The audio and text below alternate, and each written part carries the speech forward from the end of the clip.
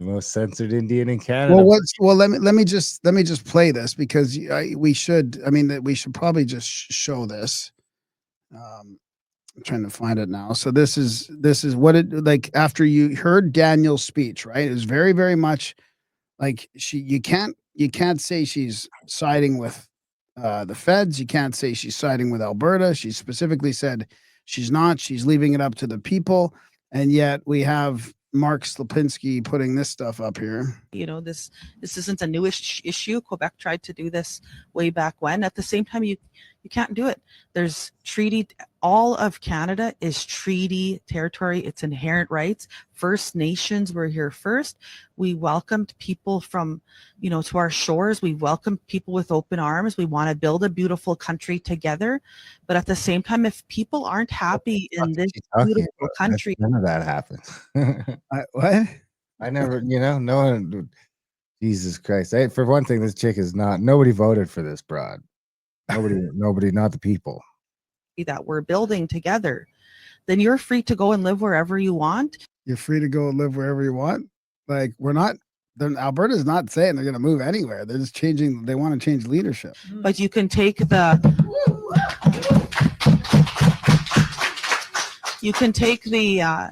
dirt that maybe your ancestors brought with them when they came over here from other places. That's the only piece of land that you're going to take. But you're not going to take any treaty land, any inherent land from any of our First Nations people across our beautiful country that we all share. So you're welcome here, but at the same time, if you're not happy here, you're free to go. What do you think of that? Nice speech, lady. I mean, does she realize that?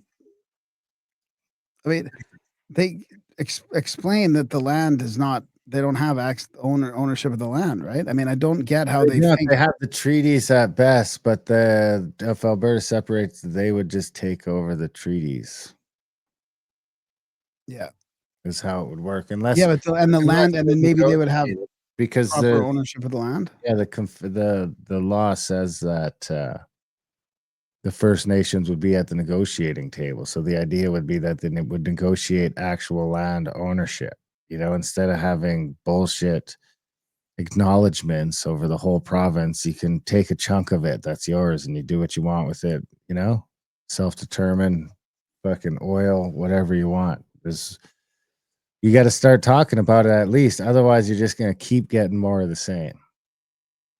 Well, I mean, I'm in a, oh, geez, I don't even know if I want to say this, but people better get ready for the separatists, especially for a massive backlash from the East. I mean, we're going to be called names like, you're racist, you're ruining the country, you're destroying the country, you're tearing apart Canada. Like it's going to come hard.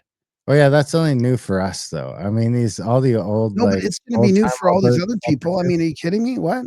We've been getting called that for however long. But most of us are the ones who went against. It's the same freedom convoy movement. You know what I mean? Yeah, totally. But this is gonna. Exactly. They learned from that, and it's going to happen again. I mean, it might even get to the point where they start, Civil War type stuff, or I mean, it could like. But I think Carney and Trump. What? Maybe a couple fist fights. Carney has the chance to stop all this because all he has to do is shift a little bit right, which I'll talk about in a bit, and he could just tamper this whole thing down. Like have us going way more than a little bit right too. What? I think he's going way more than a little bit right too. I think he could because we are so far left as a country that a little bit right still only brings us back to somewhat center. Really, you can go right of the conservatives and just take over the place. But see, this is what's happening. You can turn the conservatives into the PPC. That's all they'll have left to run on is the important stuff. This is what's happening. Though. It's going to get nasty. Look at this. You lost. Anything you have was given to you by your conquerors out of some sense of fairness, but you still lost. It is no longer your choice. That's what losing does, just like elections. I hate that the Liberals won, but I have no choice in how they do things until the next election, of course. But you lost the war for this land. If you don't take it back by your vote or your declarations, you don't get to take it back. If Alberta votes to secede from the Confederacy, you can bitch all you want, but you can't change it. I won't say the real hateful stuff, but I think there are Indigenous people who support this movement too. It's all the high up, high paid people in our governments who don't want it. Here's when Canadian government going to address First Nations corruption, when Canadians going to start demanding accountability for the $200 billion given to them since 2015. You can call me racist all you want, but can't call me a liar. I bet Mark Carney does nothing except give.